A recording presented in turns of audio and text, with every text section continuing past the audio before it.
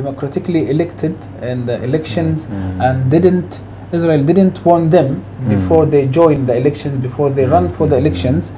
Israel didn't want them that this is illegal or this is going to give you hard times.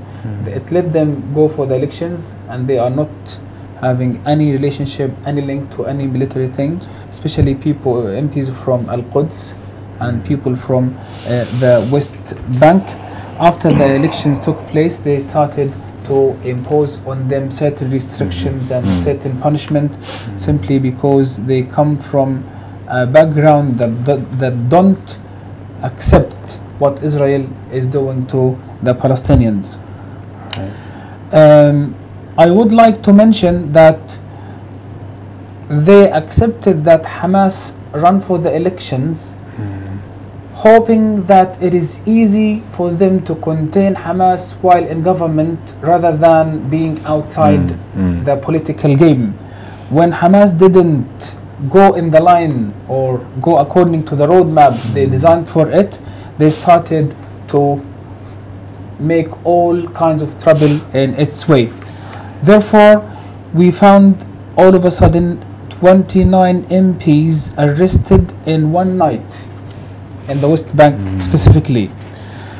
They faced all sorts of oppression, all sorts of torment, especially taking them back and forth to the court, from the prison and from the prison to the court. Sometimes they would go 10 times between the prison and the court, and finally none of them was tried properly. Even the judges, the Israeli judges, were confused what category they put them in. This is why they sentenced them in military courts without any defense, without any real trial, etc., etc. And after that, they increased the number of the kidnapping to 50 MPs, and this culminated in arresting Dr. Aziz Ledweg, the Speaker of the whole Parliament. Okay? And until now he is arrested, by the way. All this is in their strategy of having some way of getting Hamas or taming Hamas, but Hamas, alhamdulillah, was intransigent, steadfast, and they didn't give them anything of what they were hoping it gives through governmental lines, etc., etc. When the occupation failed to twist the arm of Hamas, they started to apply the policy of assassination. So, the policy of assassination was general. They started to hit houses, people. They started to make the life of the people difficult at all aspects of life, in order to make the people regret that they chose this faction.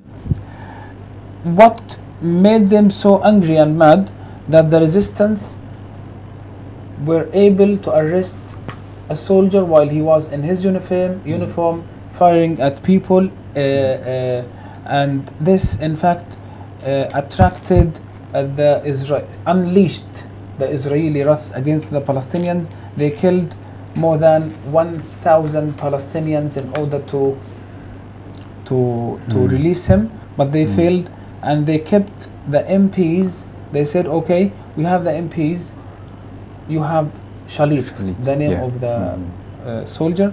If you release Khalid, we can talk about the MPs. And this again was another political dilemma for Israel, because he is a soldier, they are politician. How come a swap deal take place in no ground? Yeah. And he is a part of the forces, of occupying forces. And so many people at the time talked that this is against Rome Treaty, I mean arresting the MPs, and it was against Geneva Conventions. The thing I would like to highlight here is that the whole world, it seems there was like a consensus between international powers to turn their shoulders to what is happening. This was really catastrophic on the part of the international community. And the example I would like to give is, imagine if a Malaysian MP is arrested in America, what will happen in Malaysia?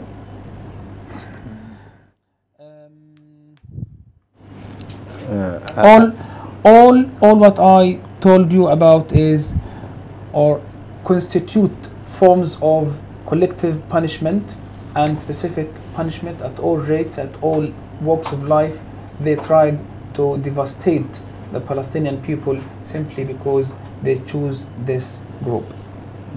In this type of context, I mean, you know, in such, you know, you've tried the democratic process. Okay. I mean, going back to the question of the democratic process, you tried going for elections, you tried standing in elections, you tried basically playing the game, going along with what Israeli wanted, what the rest of the world wanted, and yet it has brought this much punishment. Maybe, you know, just as much punishment as if you were, you know, going about trying to get freedom through military means. Yeah, but at least then you were fighting. So has the democratic process been worthwhile at all in that sense?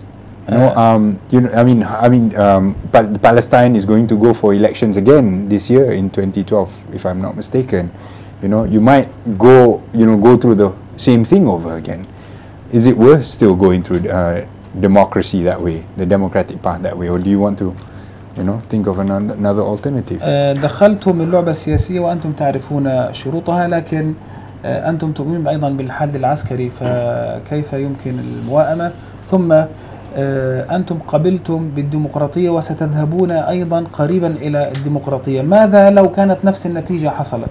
لأن الديمقراطية جلبت كل هذا الألم والمعاناة للفلسطينيين.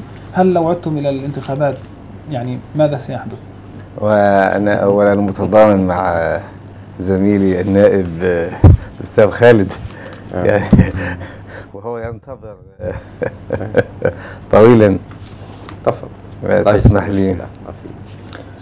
طبعا الشعب الفلسطيني له حقوق كأي شعوب، من حقه أن يعيش بكرامة، من حقه أن يقاوم الاحتلال الذي اغتصب أرضه بالقوة، من حقه أن يعود اللاجئون المهجرون سواء يعني في نكبته المتكررة أن يعودوا إلى ديارهم وأراضيهم ويعوضوا عليها. ولذلك نحن نعم قبلنا بالعملية بالانتخابات لندافع عن حق الشعب الفلسطيني، وبناء على طلب هذا الشعب ونمثل حقوق الشعب الفلسطيني ونحمي هذه القضية من أي انهيار أو خذلان أو حلول سياسية هزيلة كانوا يفكر بها بعض الأطراف الأخرى من الشعب الفلسطيني. بالطبع صحيح هو أنها تجربة فريدة وربما لم يسبق مثلها، محاولة الجمع ما بين المقاومة كخيار نعتبر أنه هو الخيار الأصوب والأقوم والذي لا بد منه لتحرير الأرض الفلسطينية، لتحرير فلسطين ومقدساتها، وما من شعب على الإطلاق كان تحت الاحتلال إلا تحرر بالمقاومة، وأمامنا تجارب الشعوب جميعا التي احتلت. وما بين أن ندخل في التجربة أو في المرحلة السياسية في انتخابات سياسية كهذه فيما يشبه يعني على بقعة صغيرة من الأرض الفلسطينية، بعضها تحرر جزئيا وبعضها يعني مقسم إلى كنتونات تقريبا، يعني لا يزال تحت الاحتلال. يعني هو ما أشبه بالحكم الذاتي الذي كان من أحد مخرجات اتفاق أوسلو الهزيل على يد منظمة التحرير، والتي تخلت عن الكثير من ميثاقها خاصة فيما يخص الكفاح المسلح وعنصرية الاحتلال وبطلانه شرعا ومنطقا. كان لابد لنا أن ندخل هذه التجربة برغم ما يبدو من صعوبة التوفيق وكنا نعلم أننا